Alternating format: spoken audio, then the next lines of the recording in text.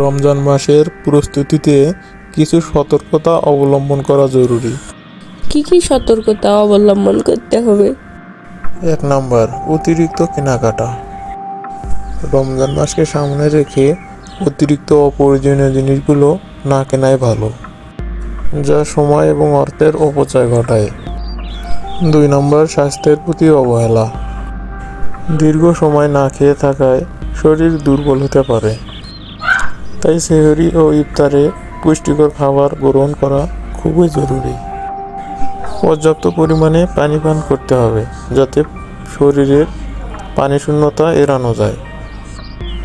3 নম্বর, অতিরিক্ত ভোজন বা অতিরিক্ত খাওয়া।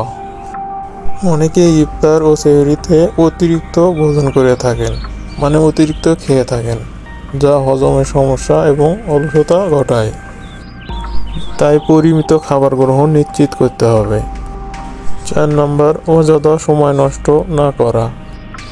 রমজান মাসে প্রতিটি মুহূর্তই খুবই মূল্যবান, তাই টিভি, সোশ্যাল মিডিয়া বা অন্যান্য বিনোদনের সময় নষ্ট না করে আল্লাহর স্মরণে এবং ভালো কাজে ব্যয় করুন। এটি আপনাকে হেদায়েতের পথে অগ্রসর হতে সাহায্য করবে। সবাইকে অনেক অনেক ধন্যবাদ শেষ পর্যন্ত থাকার জন্য।